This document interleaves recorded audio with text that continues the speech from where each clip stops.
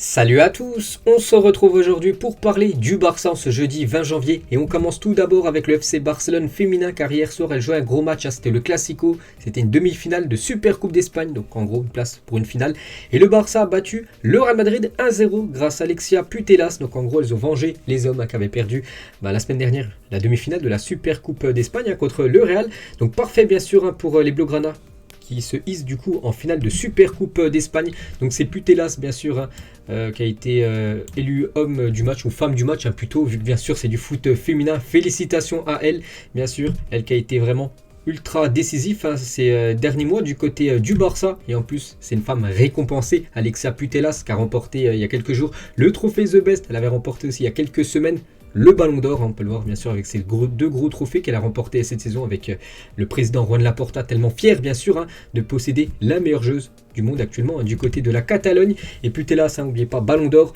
joueuse FIFA de l'année et joueuse UEFA de l'année. Elle a tout raflé bien sûr, cette joueuse espagnole qui a permis bien sûr au Barça hier de filer en finale. On va parler cette fois-ci du Barça homme et jour de match les gars. Ce soir le Barça joue contre l'équipe de Bilbao, 8e de finale de Coupe du Roi. Le match est prévu à 21h30, un coup d'envoi. N'oubliez pas que le match est diffusé sur la chaîne L'équipe, donc si vous habitez en France les gars, c'est la chaîne 21 de la TNT bien sûr. Le match sera en clair et la une Journal Sport aujourd'hui, Copazzo, donc en gros jour de coupe bien sûr, et la une Journal Mundo Deportivo coupe avec l'ultimatum, en parlant bien sûr de Ousmane Dembélé. On va parler bien sûr beaucoup de Dembélé aujourd'hui. Donc tout d'abord les gars, ce Barça Athletic Bilbao, n'oubliez pas que c'est la dernière affiche de la finale de la Coupe du Roi. C'est un bon souvenir pour les Blaugrana, vu qu'en finale ils avaient battu les Basques 4-0 il y a quelques mois déjà. Donc cette fois-ci ils se retrouvent dès les huitièmes de finale bien sûr. C'est un match pour se qualifier pour les quarts de finale. Et Xavi bien sûr il était en conférence de presse hier. Donc quelques déclarations de Xavi par rapport à Bilbao. Bilbao est un adversaire coriace qui nous exigera de donner la meilleure version de nous-mêmes. C'est un tirage compliqué face à une équipe en forme. C'est vrai que c'est quand même un gros tirage bien sûr pour les Blaugrana. N'oubliez pas que Bilbao a joué il y a quelques jours la finale de la Super Coupe d'Espagne, ils ont perdu contre le Real Madrid. Donc voilà, une équipe vraiment coriace, vraiment c'est une équipe vraiment qui arrive souvent à gêner les gros d'Espagne. Attention bien sûr au Barça, en plus que le match se déroule du côté de San Mamés, du côté de Bilbao. Il est aussi dit, j'ai beaucoup d'admiration pour l'Athletic Club, donc Bilbao. Ils sont très bien, ils font très bien les choses, ils ont beaucoup de mérite, le stade est sensationnel, je suis ravi de revenir. Mon admiration pour l'Athletic est très profonde. Il est aussi dit par rapport à Pedri est à 100%, il doit être important. Le récupérateur lui et en dessous est essentiel, ce sont des joueurs du présent et du futur, ce sont des éléments clés bien sûr pour l'équipe.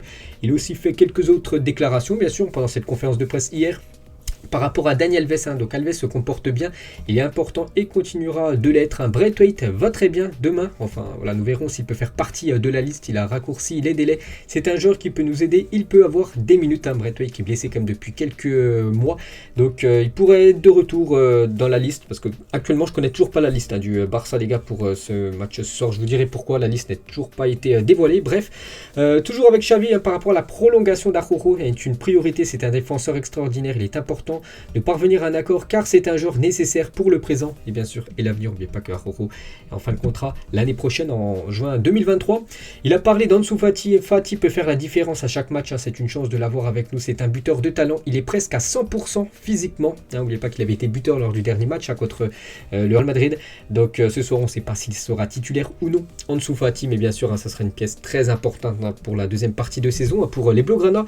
Il parle de Busquets, est un joueur essentiel pour nous, toute l'équipe doit progresser afin qu'il puisse offrir son meilleur rendement possible, bien sûr en milieu de terrain, la sentinelle espagnole. Et il parle de la situation de Dembélé, est compliquée bien sûr, s'il ne prolonge pas il faudra trouver une solution, nous ne pouvons plus attendre. Donc on parlera un peu plus tard les gars dans la vidéo bien sûr de la situation de Dembélé.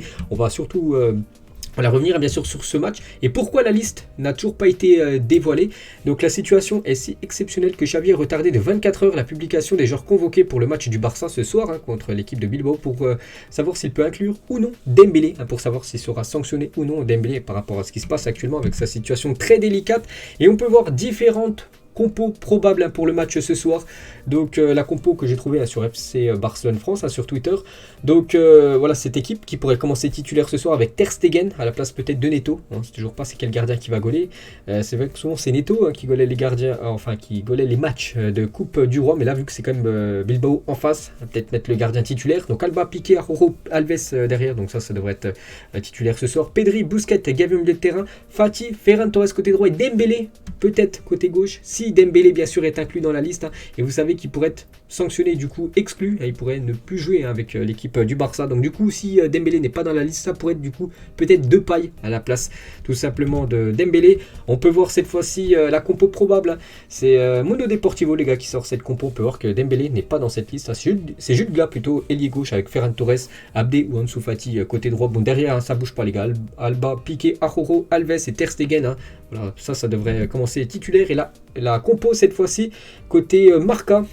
Donc là aussi il y a des changements. Donc Jude Gla toujours avec Fati et Ferran Torres devant. Donc De Jong peut-être titulaire, Busquets, Pedri derrière Alba, l'anglais peut-être, Piqué et Araujo côté droit. Donc du coup Alves serait sur le banc et Neto, eux ils ont mis titulaire. Donc voilà, pour l'instant c'est que du probable. On connaîtra bien sûr la compo officielle à 20h30, 1h avant le coup d'envoi.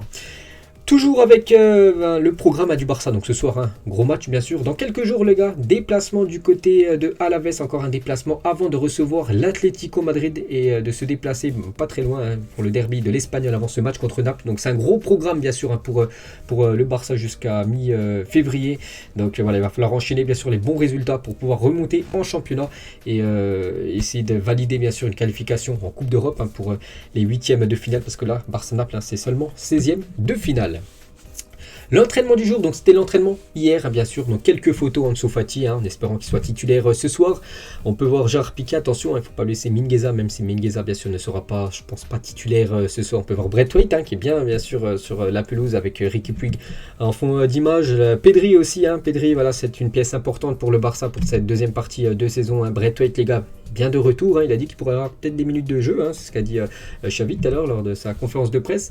On peut voir aussi Araujo qui s'essaye aux frappes. Mingueza en train de rigoler à droite. On peut voir tous les joueurs bien sûr du Barça heureux. Maintenant, il faut que les résultats soient là, bien sûr.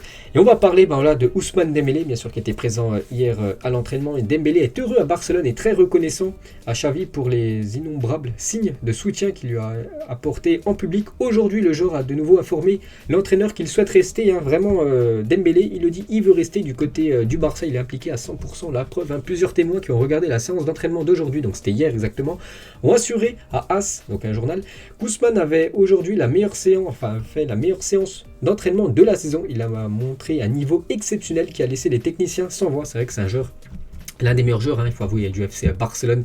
Par exemple, le match contre le Real Madrid, vraiment le danger à chaque fois du Barça, ça venait bien sûr d'Ousmane Dembélé. Et vraiment, il est impliqué à fond dans les entraînements, dans les matchs, à la preuve. C'est une bonne séquence actuellement. Je vous parle d'un sportif pour Dembélé. Après, hors sportif, on sait que c'est un peu plus délicat sa situation. Et le Barça a rendez-vous avec l'entourage d'Ousmane Dembélé afin de prendre une décision finale dans ce dossier. Donc voilà, je vous rappelle rapidement les faits. Dembélé veut prolonger. Le problème, c'est que lui et son agent exigent un énorme salaire et le Barça, qui est dans le rouge financièrement, ne peuvent pas lui offrir ce que demande bien sûr Ousmane Dembélé. C'est ce qui coince. Donc le Barça doit savoir si Dembélé veut prolonger ou non, parce que sinon, il quittera le club dès cet hiver pour que le Barça récupère de l'argent. Sinon, il partira l'été prochain gratuitement.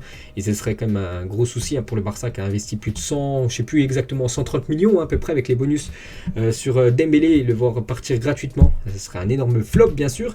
Et le Barça envisage 3 scénarios au cas où Dembélé refuse de prolonger. Donc il continue à jouer jusqu'en juin, jusqu'à la fin de son contrat. Puis après, ciao, il partirait libre. Ce serait, comme je dis, la pire situation.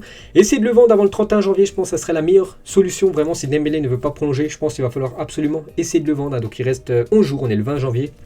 Alors que ça aille vite, bien sûr. Le Barça, je pense, pourrait le vendre au moins aux alentours des 50 millions d'euros. C'est toujours ça de récupérer quand même. Ou le punir et l'envoyer en tribune pour le reste de la saison, c'est l'option qui convainc le plus le club. Bon, ouais, c'est vrai que tu peux le sanctionner, ne pas le faire jouer. Mais voilà, le Barça mettrait quand même de côté un joueur cadre de cette équipe. Autant le faire jouer jusqu'à la fin de la saison, vraiment. Ou le mieux serait de le vendre. Voilà, les différentes options bien sûr concernant l'avenir de Dembélé du côté du Barça. Et Moussa Sissoko, son agent, voilà, qu'on peut voir à côté de lui, voilà, un agent quand même très exigeant, ça qui demande quand même beaucoup, c'est vraiment pas très cool quand même de sa part. On ne sait pas ce que l'on va faire, rien n'est acté, mais les dirigeants sont en train de perdre Ousmane seul. Depuis le début, nous avons montré que nous voulions discuter avec des conditions certes, bon, un énorme salaire quand même, les conditions sont quand même élevées, mais sans fermer bien sûr la porte. Si le Barça voulait négocier, ils auraient pu essayer de se poser à table avec nous pour discuter, sauf qu'il n'y a aucune discussion et des menaces de ne plus jouer de leur côté, comme j'ai dit les gars, avec le punir et l'envoyer en tribune, voilà ce que dit bien sûr Moussa Sissoko, l'agent de Dembélé. On peut voir dans les journaux espagnols cette info complètement folle, Moussa Sissoko, donc l'agent, c'est marqué de Dembélé, donc en gros l'agent de Dembélé, et en gros ils ont mis Moussa Sissoko, vous vous souvenez, un ancien joueur par exemple de Tottenham, joueur de l'équipe de France, incroyable, et c'est Loguito les gars qui a sorti, c'est un petit dédicace bien sûr à Loguito, grand fan du FC Barcelone, il fait beaucoup de vidéos bien sûr consacrées au Barça.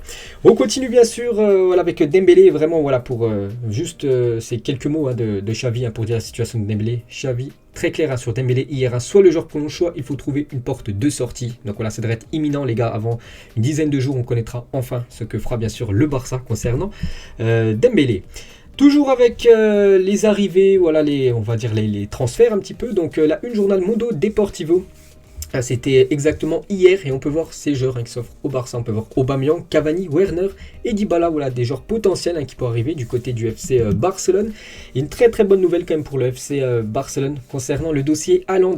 Haaland pisté par beaucoup d'équipes, je ne vais pas toutes les énumérer, mais bien sûr le Barça aimerait recruter Haaland. Et pourquoi c'est une bonne nouvelle? Parce que Pedro Bravo a un agent très proche de Mino Raiola, donc l'agent de Erling Haaland. Donc si Mbappé va au Real Madrid, et vous savez que Mbappé va certainement signer du côté du Real Madrid, donc Haaland jouera au FC Barcelone. Haaland ne veut pas jouer dans le même club que Kylian Mbappé. Voilà, donc le Real, ça sera compliqué de faire Mbappé plus Haaland. Donc en gros, il aimerait aller chez le rival, donc en gros, le FC Barcelone. Donc ça, c'est une très très bonne nouvelle, bien sûr, pour le FC Barcelone, bien sûr. Donc voilà, on verra maintenant ce qui sera décidé. N'oubliez pas que ça sera bien sûr pour le futur mercato estival. On ne parle pas de cet hiver. Et les deux options du Barça en cas d'échec dans le venu d'Erling Haaland, parce qu'Haaland peut ne pas venir au Barça et signer, pourquoi pas au PSG ou même au Bayern ou même en Angleterre. Voilà, il y a différentes pistes pour l'attaquant norvégien. Donc Vlahovic et Alexander Isak sont pistés quand même pour être remplacés potentiellement sur Haaland si Vela ne pas signer. Des nouvelles de Pjanic qui n'a aucune intention de revenir au Barça, il souhaite prolonger son prêt au Beşiktaş. N'oubliez pas que Pjanic, toujours joueur du FC Barcelone, il est prêt actuellement du côté de la Turquie, il ne veut pas revenir du côté du Barça. C'est vrai qu'il jouait très très peu avant, et avec Xavi, je pense pas que Xavi le considère pour le faire jouer cette deuxième partie de saison, donc il veut absolument prolonger son prêt du côté du Beşiktaş et de ne plus jouer du côté du Barça. Bon, après voilà, pour le Barça c'est pas trop grave, parce que s'il serait revenu, moi je pense qu'il n'aurait pas joué, bien sûr Pjanic. Une petite info concernant Mingueza, le FC Valence négocie les conditions d'un prêt d'Oscar Mingueza pour le reste de la saison. Opération en cours, les détails doivent être peaufinés d'après Gérard Romero. Je pense que ça c'est une très bonne nouvelle. C'est bon, ça fait un défenseur qui quitte l'équipe du Barça, mais Mingueza c'est quand même très très faible. Autant qu'il aille prendre un peu plus de temps de jeu, de l'expérience ailleurs, qui revienne avec peut-être un peu meilleur on va dire dans le futur. Mais voilà, si le Barça peut remplacer Mingueza par un autre défenseur, je pense qu'il faut le faire, parce que Mingueza c'est quand même très très faible. Dès qu'il y a quand même du level en face, il est en grande difficulté, le défenseur espagnol.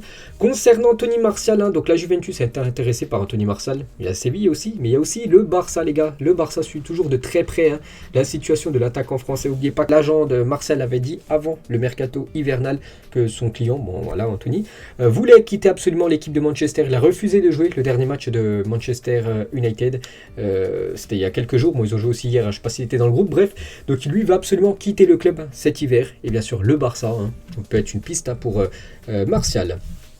On va parler de deux joueurs aussi qui jouent très peu du côté du Barça les gars, c'est Dest et Puig, sont les joueurs que Xavi utilise le moins hors blessure de longue durée, c'est que ces deux-là jouent très très peu quand même. Puig qui joue très très peu sous Koeman, la même chose sous Xavi. Xavi fait très peu confiance à Riqui Puig. Après il y a beaucoup de milieux de terrain, Busquets, De Jong, Gavi, Nico, voilà, c'est compliqué bien sûr à faire jouer Riqui Puig. Et concernant Dest, c'est vrai que Dest jouait lui sous Koeman, et là il le fait plus du tout jouer Xavi. Et depuis le 8 décembre 2021, donc depuis quasiment l'arrivée de Xavi, je ne sais plus exactement c'était quel jour, donc Dest n'a joué aucune minute avec le FC Barcelone, pour vous dire que peut-être ça peut sentir le départ hein, pour le latéral Sergino Dest. Une petite info concernant Samuel Umtiti, on avait parlé avant-hier hein, lors du dernier épisode consacré au Barça, qu'il allait se faire opérer, c'est bien officiel, hein. Voilà, il a été opéré avec succès, tout s'est bien passé d'une fracture du 5e métatarse du pied droit, du coup hein, c'est bien officiel, il sera absent 3 mois, annonce le FC Barcelone, hein, quasiment fin de saison bien sûr hein, pour Umtiti, bon rétablissement à lui. Une déclaration de Carles Puyol sur Messi et Ronaldo, ils vieillissent, maintenant ils savent ainsi que leur corps est désormais plus fragile aux blessures, donc ils ne vont plus au contact avec les défenseurs, les gens devraient être reconnaissant de voir encore ces deux légendes jouer au football, hein, bien sûr. Ces deux monstres du football, voilà, Messi et Cristiano Ronaldo. Donc voilà, ces deux légendes du foot hein, qui sont encore footballeurs en espérant qu'ils puissent jouer encore de nombreuses années, que nous, hein, fans de football, on puisse en profiter.